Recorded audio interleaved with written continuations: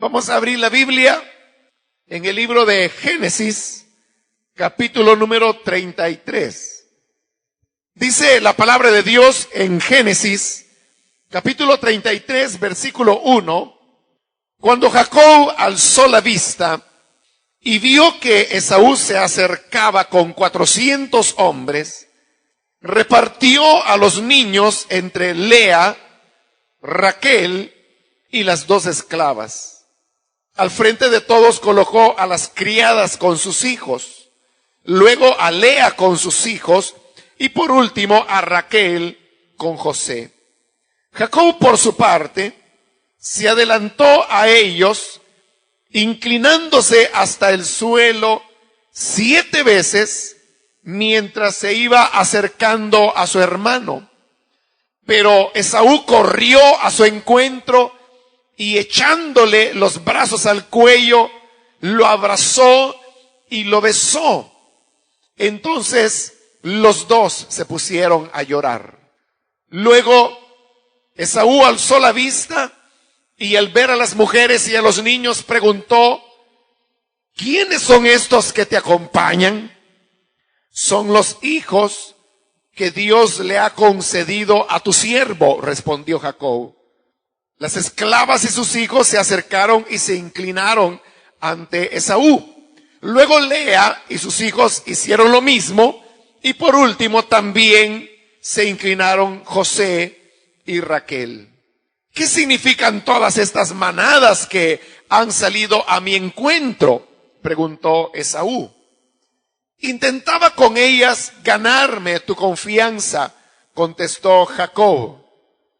Hermano mío, repuso Esaú, ya tengo más que suficiente. Quédate con lo que te pertenece. No, por favor, insistió Jacob. Si me he ganado tu confianza, acepta este presente que te ofrezco, ya que me has recibido tan bien. Ver tu rostro es como ver a Dios mismo. Acéptame el regalo que te he traído. Dios ha sido muy bueno conmigo y tengo más de lo que necesito. Fue tanta la insistencia de Jacob que finalmente Esaú aceptó. Más tarde, Esaú le dijo: sigamos nuestro viaje, yo te acompañaré. Pero Jacob se disculpó. Mi hermano y señor debe saber que los niños son todavía muy débiles y que las ovejas y las vacas acaban de tener cría y debo cuidarlas. Si les exijo demasiado, en un solo día se me puede morir todo el rebaño. Es mejor que mi señor se adelante a su siervo, que yo seguiré al paso de la manada y de los niños hasta que nos encontremos en Seir. Está bien, accedió Esaú, pero permíteme dejarte algunos de mis hombres para que te acompañen. ¿Para qué te vas a molestar?, contestó Jacob. Lo importante es que me he ganado tu confianza. Aquel mismo día, Esaú regresó a Seir. Jacob, en cambio, se fue hacia Sucot y allí se hizo una casa para él y cobertizos para su ganado. Por eso a ese lugar se le llamó Sucot. Cuando Jacob volvió de Padán Aram, llegó sano y salvo a la ciudad de Siquem en Canaán y acampó frente a ella. Luego, por 100 monedas de plata, les compró una parcela a los hijos de Hamor, el padre de Siquem, y allí instaló su carpa. También construyó un altar y lo llamó el Elohé Israel. En la lectura que hemos tenido el día de hoy, hemos llegado finalmente al encuentro entre Jacob y su hermano Esaú, después de 20 años de la última vez que se habían visto, cuando Jacob tuvo que salir huyendo de su hermano Esaú porque lo amenazaba a muerte. Y precisamente por ello es que ahora que el Señor le ha hablado a Jacob y le ha dicho que regrese a Betel, Jacob entiende que el ir a Betel es solamente una parte de lo que Dios le está pidiendo. Pero había otro elemento, y es que lo que Dios quería era que Jacob reconciliara con su hermano esa relación que se había roto debido a las dos ocasiones en las cuales Jacob había engañado a Esaú para quedarse con su primogenitura. Primogenitura que al final Jacob recibió, pero engañando también a su padre Isaac. Estudiamos la semana anterior cómo Jacob, la noche antes de enfrentarse a su hermano Esaú, él luchó con Dios. En el vado de Jaboc, Jacob decidió quedarse solo después, según él, de haber puesto a salvo a su familia. Pero estando solo, comenzó a luchar con Dios, y cuando ya amanecía, el Señor tuvo que descoyuntarlo de su cadera para poder derrotarlo, hasta que, como lo dice Oseas, Jacob lloró y rogó, pero el Señor terminó bendiciéndole, cambiándole su nombre de Jacob por el nombre de Israel. Ahora, eso lo estudiamos y expresamos que fue el momento culminante cuando Jacob logra ganar esa batalla con Dios, y él ahora está preparado para ir y enfrentarse con su hermano Esaú. Quien ha salido cojeando o rengueando es Jacob, y él ha tenido que ser herido para que su yo pueda morir. Entonces, en esa noche que él ha batallado con Dios, lo que Jacob ha logrado es vencer su yo. Y decíamos que el peor enemigo que nosotros tenemos es nuestro yo. El peor enemigo no era el hermano que amenazaba a muerte a Jacob. El peor enemigo no había sido Labán, que lo había engañado muchas veces, lo había estafado, lo había explotado. El peor enemigo no es cualquier cosa que pueda estar fuera de nosotros. Nuestro peor enemigo somos nosotros mismos. Y por ello decía yo que una vez se ha derrotado al yo, cualquier otro enemigo resulta ser ya minúsculo, y por eso vemos cómo Jacob, al amanecer, que sabe que es el día cuando se va a encontrar con su hermano Esaú, Jacob, ahora Israel, es un hombre que se siente confiado, está tranquilo, ha conquistado la victoria con Dios, y por eso él ahora va para encontrarse con su hermano Esaú.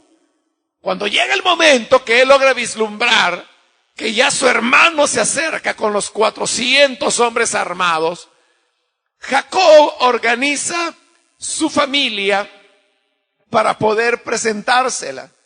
Entonces toma a las 2 esclavas, cada uno con sus respectivos hijos, toma a Lea con los hijos que le había dado, y luego está Raquel con el único hijo que le había dado hasta ese momento, quien es José.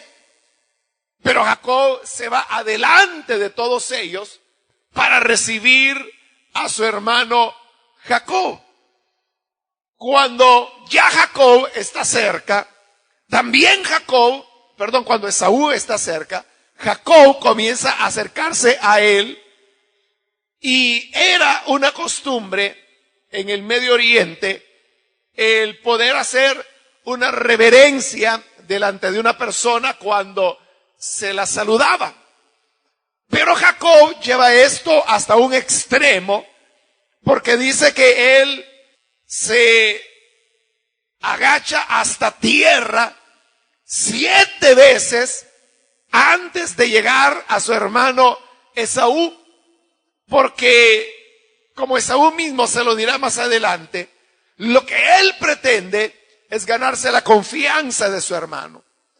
Pero mientras Jacob va haciendo las 7 reverencias, Esaú corre hacia él, dice que lo abraza del cuello, comienza a besarlo, y es un encuentro muy emotivo, y ambos comienzan a llorar, porque eran hermanos y tenían 20 años de no verse.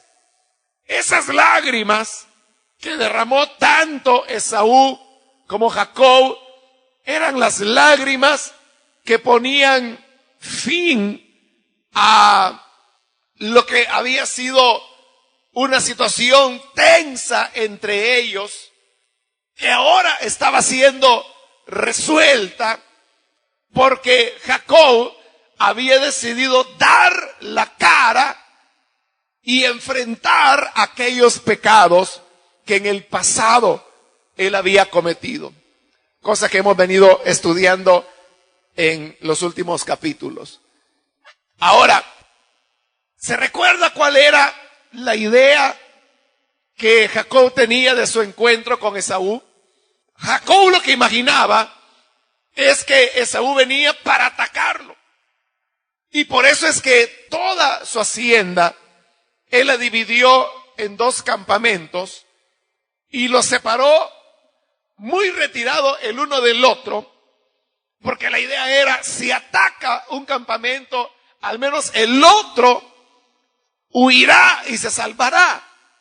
Entonces lo que Jacob imaginaba era que su hermano venía furioso, que desplegaría un ataque militar contra él, donde él se hacía ya la idea que podía perder hasta la mitad de su hacienda.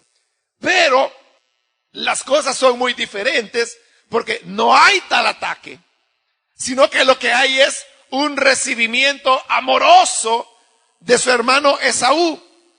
Fíjese que el relato que se hace acá, cuando dice que Esaú se echó o le echó los brazos al cuello a Jacob, lo abrazó y lo besó, esas son casi idénticas palabras a las que utiliza Lucas cuando relata la parábola del hijo pródigo, y cuando el hijo pródigo viene de regreso para reconciliarse con su padre, y él viene pensando en lo que le va a decir, y él ha ensayado y ha pensado decirle: Padre, he pecado contra el cielo y contra ti, ya no soy digno de ser llamado como un hijo tuyo, y no espero que me recibas como hijo, solamente espero que me tomes como uno de tus empleados,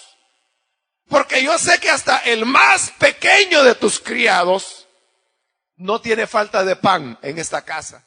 Eso es lo que él pensaba decirle a su padre. Pero cuando se encuentra con su padre, el padre hace lo mismo que aquí Esaú está haciendo con Jacob. Le echa los brazos al cuello, lo abraza y lo besa. Es decir, es recibido con amor. Y eso es lo que Esaú está haciendo, recibiéndolo con amor. Y aunque Esaú, según hemos visto en la palabra, él es un hombre rudo, un hombre de campo, un hombre que le gustaba la acción, le gustaba cazar.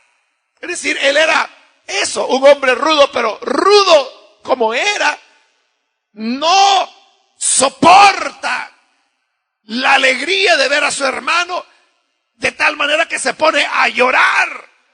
Y Jacob, que de por sí era un hombre mucho más sensible, lógicamente se pone a orar.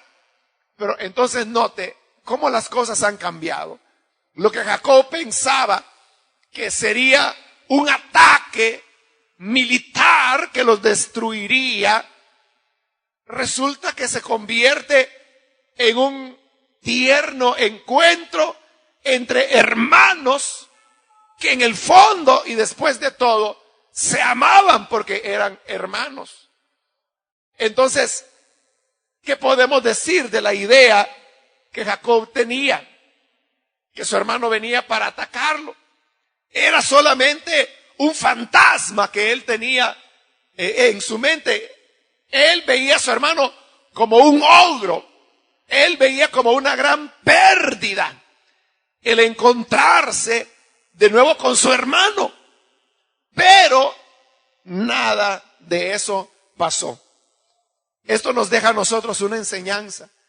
Y es que mientras nosotros no tenemos una reconciliación con aquellos a quienes hemos mentido, engañado, como era el caso de Jacob, o hemos robado, le hemos quizás sido infiel a una persona, hemos causado cualquier tipo de daño.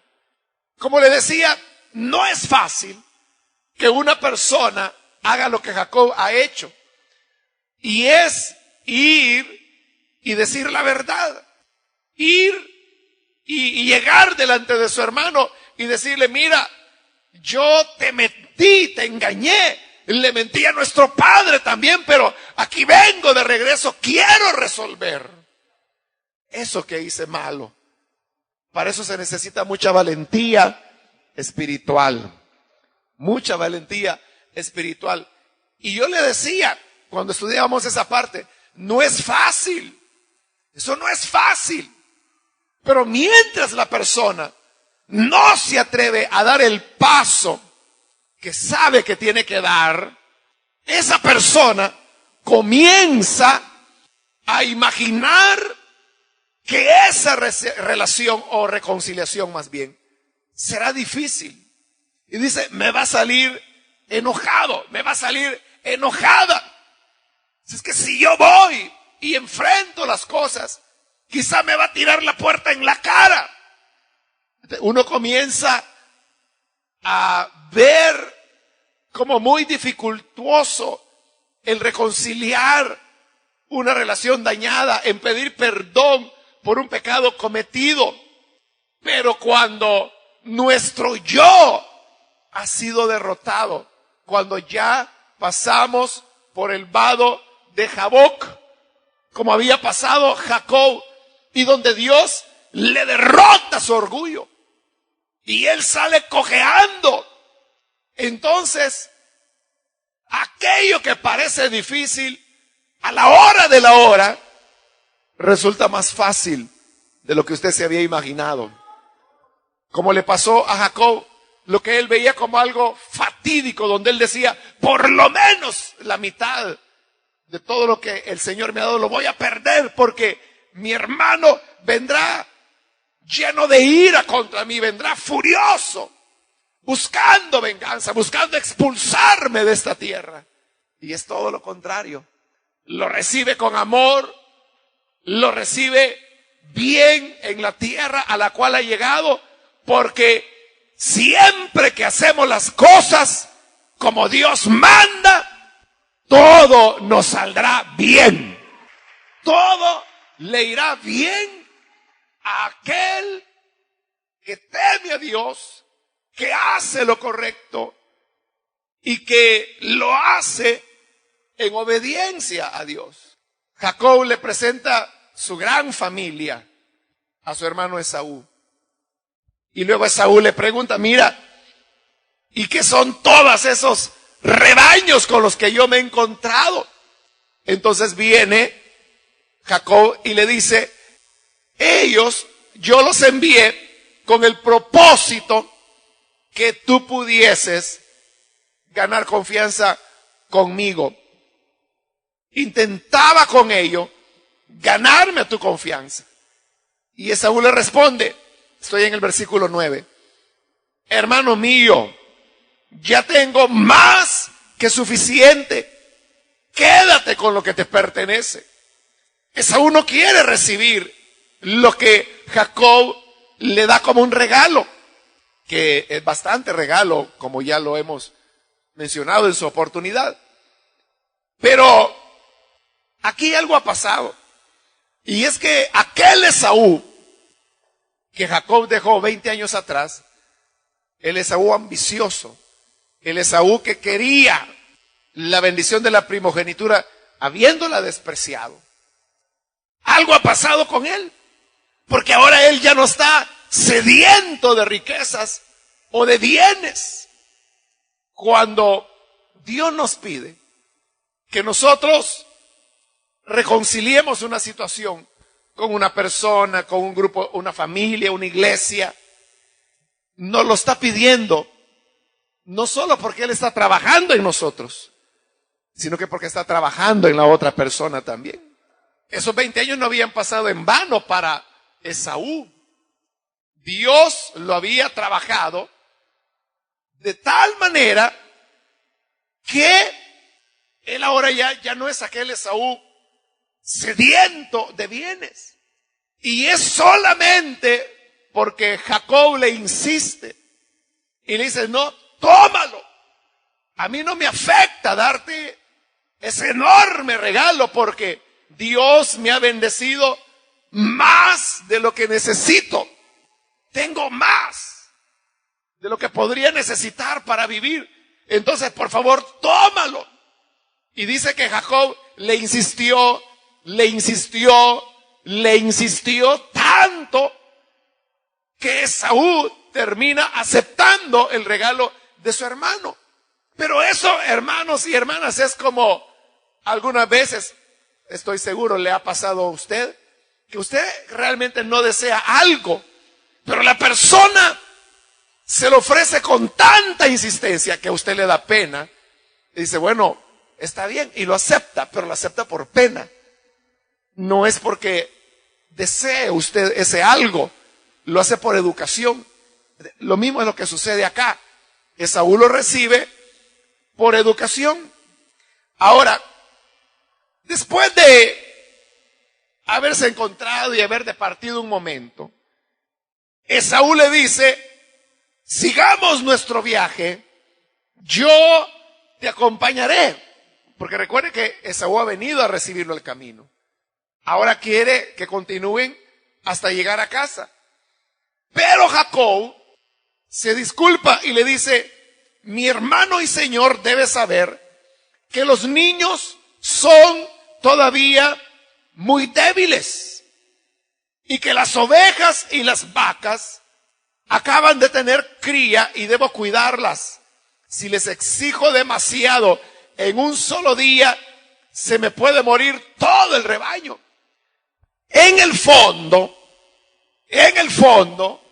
Jacob sabía que él no podía vivir con su hermano. No porque estuviesen mal las relaciones con él, porque hemos visto que están de lo mejor, como nunca.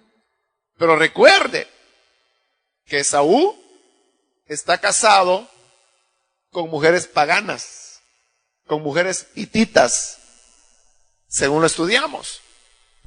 Entonces, Dios llamó a Abraham a dejar su parentela e ir a la tierra que él le iba a indicar. Estando ya en la tierra prometida, Abraham tiene que separarse de su sobrino Lot, porque no pueden convivir juntos. Luego Isaac es el patriarca que menos se trasladó de vivienda durante su vida y vivió siempre en soledad. Entonces Jacob, él sabe que Dios tiene un trato con él y que no es con su hermano. Entonces, él en realidad no trae planes de irse a vivir junto a su hermano, sino que él ha sido llamado. Recuerda, el Señor le dijo, vete a Betel. Y ahí podemos leer que Saúl no vivía en Betel, él vivía en Seir, que quedaba al sur del país, en tanto que Betel estaba al norte. Entonces, claro, era muy feo y pesado que en las condiciones de reconciliación que se han dado ahora, Jacob le diga, mira, en verdad yo prefiero vivir solo que vivir contigo, ¿no? Entonces lo que hace Jacob es que le da una explicación, la cual es verdadera. Si es que mira, mis niños son pequeños y además el ganado tiene crías, las crías están pequeñas. Si yo las llevo a toda velocidad, voy a perder todo mi ganado en un solo día. Mejor vete tú adelante y yo iré al paso que el ganado pueda ir. Recuerde que hemos ya estudiado anteriormente que Jacob era un pastor de ovejas, pero no solo era un pastor cualquiera, era un buen pastor de ovejas. Él sabía cómo tratar el ganado. Y él sabía que las ovejas recién nacidas no se les puede apresurar el paso. Tienen su propio ritmo de caminar. Entonces, esa es una gran lección para todos los que tratamos con ovejas. Usted también, si es líder, es lideresa, trata también con ovejas. Si es supervisor, supervisora. Ahí hay una gran verdad. Y es que uno no puede presionar a las ovejas más de su capacidad. Fíjese las sabias palabras de Jacob. Las ovejas y las vacas acaban de tener crías y debo cuidarlas. Y oiga esto, si les exijo demasiado, en un solo día se me puede morir todo el rebaño. Hay ovejas que son ya maduras y que aguantan palo. Y usted les puede exigir como quiera y están felices esas ovejas. Pero esas son algunas ovejas. Hay otras ovejas que están tiernas y si tú les exiges demasiado, les vas a matar. Hay que llevar cada oveja de acuerdo a su capacidad. Unas pueden ir más rápido, otras van más despacio. Y usted no puede decirle a la oveja recién nacida, que tiene 3 días de nacida, decirle, mira, a tu abuela oveja, mira, por dónde vaya. Y tú dónde te has quedado, inútil, camina, camina. Si le exige demasiado, la va a matar. Cada persona tiene su propio ritmo. Y le dije, Jacob no solo era pastor, era un excelente pastor. Entonces, el excelente pastor, la persona que trata con personas, sea líder, lideresa, supervisor, supervisora, es alguien que debe conocer el ritmo al que marcha cada persona. Cada persona es diferente. Incluso de iglesia a iglesia es diferente. Yo creo que le comenté, no sé si fue en este horario o en otro, pero una iglesia inició un proyecto de construcción y no sé cómo llegó a mis manos el folleto donde ellos explicaban el proyecto y donde pedían a los miembros de esa iglesia que se anotaran para dar una ofrenda mensual. Pero decía, habían varias opciones. La primera opción era que usted se comprometiera a dar $1,000 mensuales. La segunda opción eran algo así como $800 mensuales. La tercera opción eran como $500 mensuales. Y la cantidad más baja, creo que llegaba a $50 mensuales. Pero quiero decirle esto, esa no es una iglesia de gente adinerada. Yo sé que hay iglesias donde la membresía, pueden haber miembros que digan, no uno, sino que varios, vaya, yo voy a dar 1,000 mensuales, y lo hacen, y sin problema. Pero ahí, quienes estaban poniendo ese tipo de ofrendas, era en una iglesia muy sencilla, o sea, de gente sencilla, que para dar $50 mensuales, tenían que dejar de comer 20 días. Ya no se diga si iban a dar 100 o cómo iban a dar 500. Si su salario es el mínimo o menos del mínimo. Entonces, pero cuando se pone una exigencia, van a terminar matando a las ovejas. Entonces uno tiene que conocer la realidad y entonces condescender.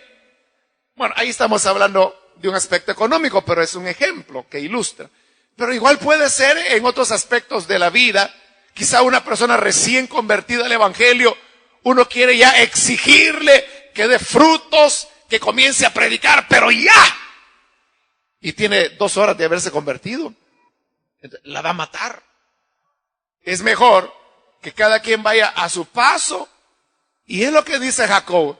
Versículo 14, es mejor que mi Señor se adelante, vete adelante, Esaú, que yo seguiré al paso de la manada y de los niños. Yo no voy a correr. O sea, yo puedo ir rápido, yo puedo ir contigo, Esaú, pero la manada y los niños, no. Entonces yo iré al paso de ellos. Entonces noten, no son las ovejas las que tienen que ponerse al paso del pastor. Es el pastor el que tiene que ponerse al paso de la gente para llevarlos con vida y llevarlos con bien.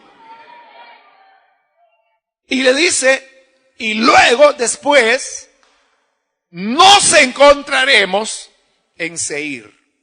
Y Esaú entendió que era sabio lo que su hermano le acaba de decir. Y dice, está bien, pero permíteme dejarte algunos de mis hombres para que te acompañen, porque en realidad Jacob estaba llevando mucha riqueza en todo ese ganado. Podía ser víctima de asaltantes que lo sabían en la época. Pero fíjese que aquí Jacob ha viajado ya aproximadamente unos 1,800 kilómetros. Y ahora, para llegar a destino, le hacen falta unos 50 más o menos. Entonces, si el Señor le había guardado por todo ese camino, ¿qué necesidad tenía hoy que su hermano le diera hombres que lo acompañaran? Cuando ya, si el Señor lo había guardado en lo mucho, ¿cómo no lo iba a guardar en lo poco? Aparte, que ya le dije, que Jacob sabía que no tenía que establecer relaciones con su hermano. Y le dice, ¿para qué te vas a molestar? Lo importante es que me he ganado tu confianza y eso vale más que todo. Versículo 16, aquel mismo día Esaú regresó a Seir, que era donde habitaba en ese momento. Pero fíjese el versículo 17. Jacob, en cambio, se fue hacia Sucot. Fíjese, le acaba de decir a su hermano, vete a Seir, que yo llegaré a verte ahí. Y se va Esaú hacia Seir, que ya le dije, es hacia el sur. Pero entonces viene Jacob y agarra para el norte, hacia Sucot. ¿Por qué le dijo que nos vemos allá cuando agarra en dirección opuesta?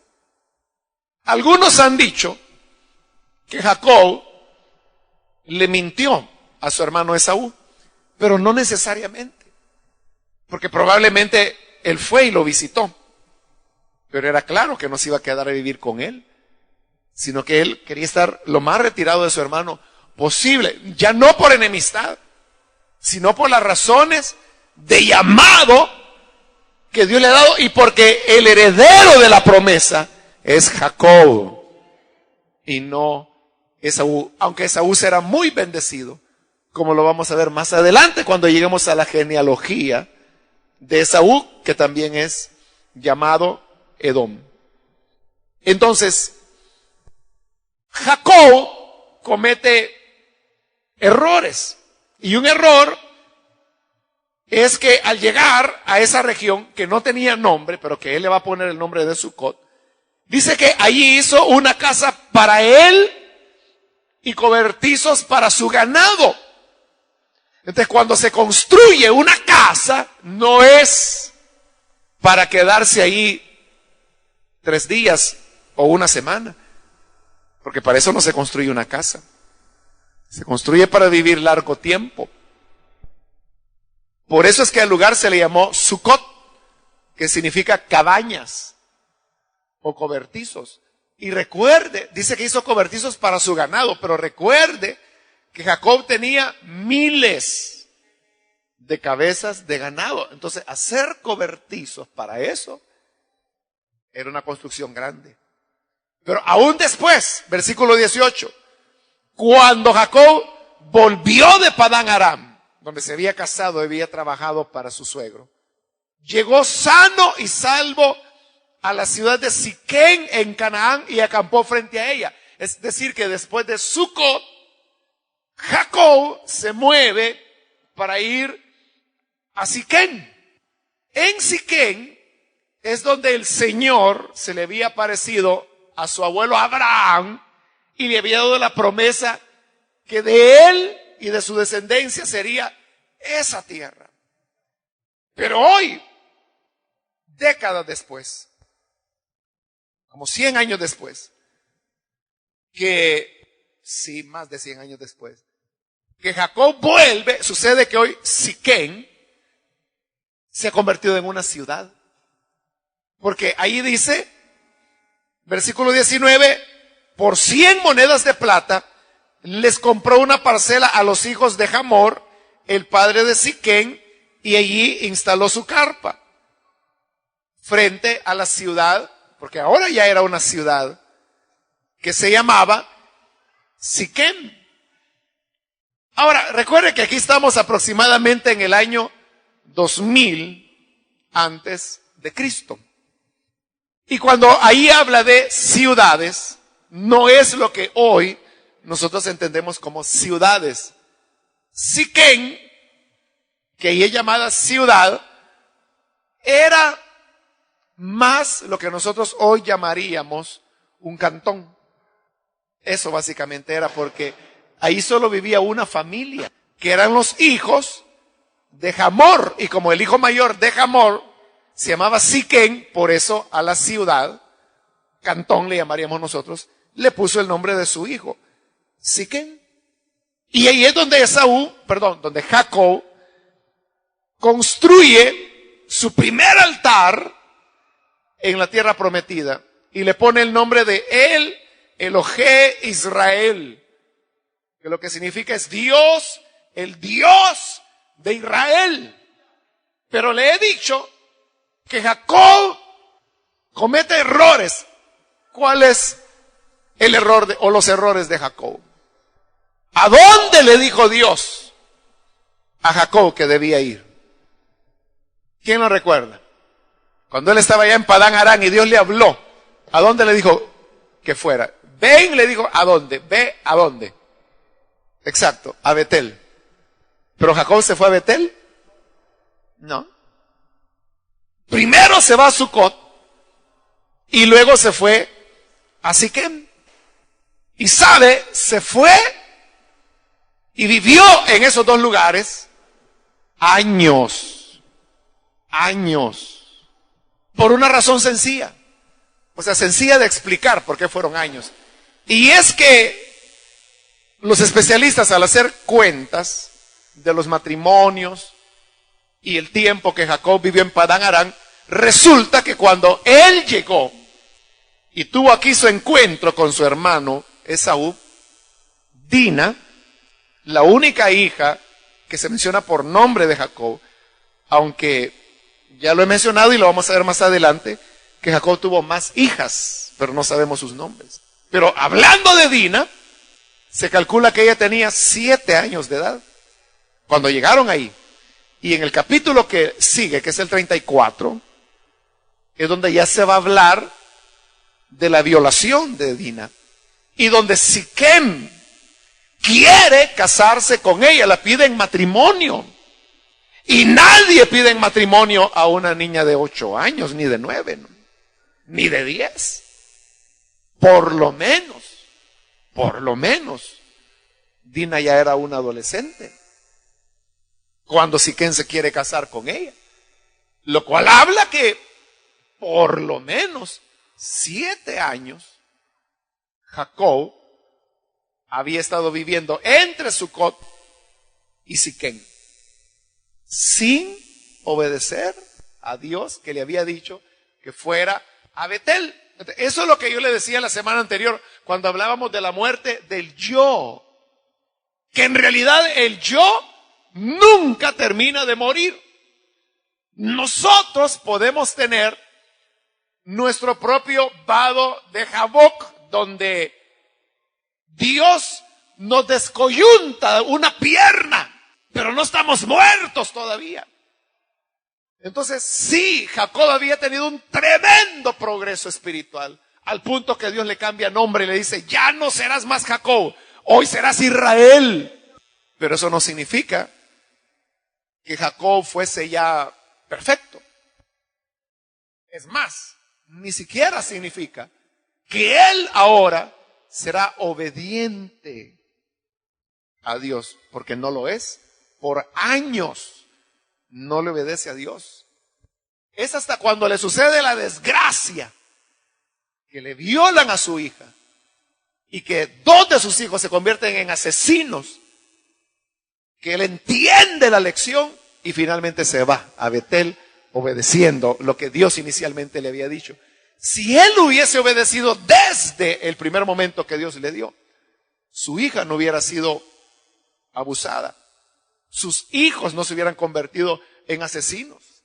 No se hubiera colocado en problemas con los habitantes de la tierra, que es de lo cual él se va a lamentar posteriormente. Y es solo por una intervención divina, que lo vamos a estudiar, que Jacob no es atacado. Porque Jacob era nuevo de haber llegado ahí. En cambio, los hijos de Hamor habían vivido ahí por décadas. Eran los conocidos. Para ellos Jacob era el extraño. Pero no lo atacan por la misericordia de Dios. Ese es un error de Jacob. Es cierto, y uno lo ve lindo, que él construye el primer altar, le pone un nombre también lindo, el Elohé Israel, Dios, el Dios de Israel. Pero como dice la palabra, más que los sacrificios es la obediencia. Muchos sacrificios él pudo ofrecer en ese altar, pero lo que Dios más quería era obediencia. Ahora, hay otro segundo error que él ha cometido acá. Y es cuando él distribuye a sus hijos. Primero pone a las criadas con sus hijos. Luego a Lea con sus hijos.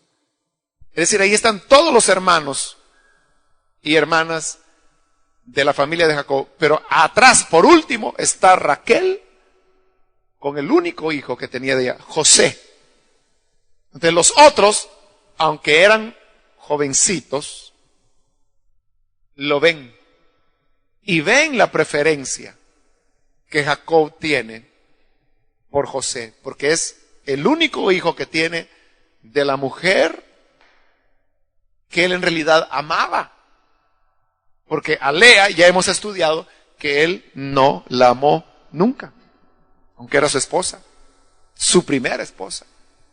Entonces, esa preferencia que él muestra por José, después se van a convertir en los celos que van a llevar la historia de José a producirle un gran dolor que le va a durar décadas hasta su vejez a Jacob.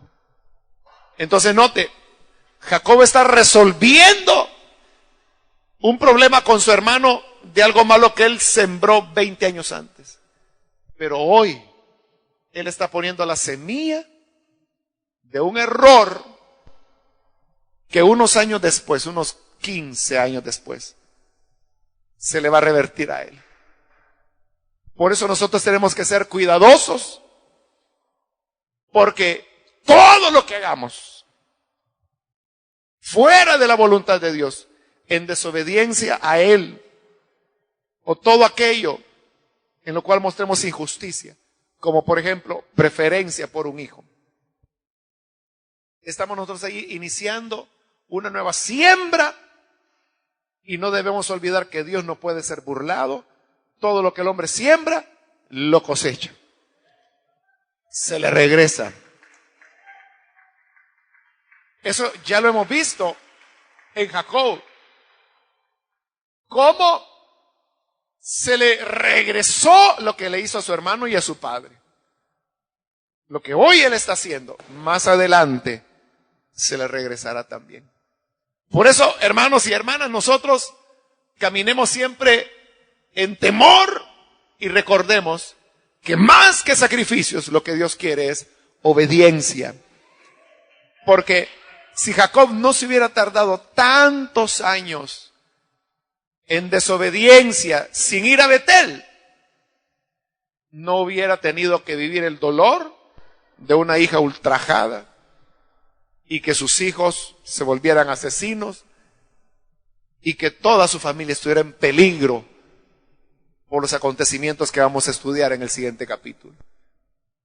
Es por eso mejor vivir en obediencia a Dios, y el que obedece a Dios le irá bien todos los días de su vida. Amén. Vamos a orar. Vamos a cerrar nuestros ojos.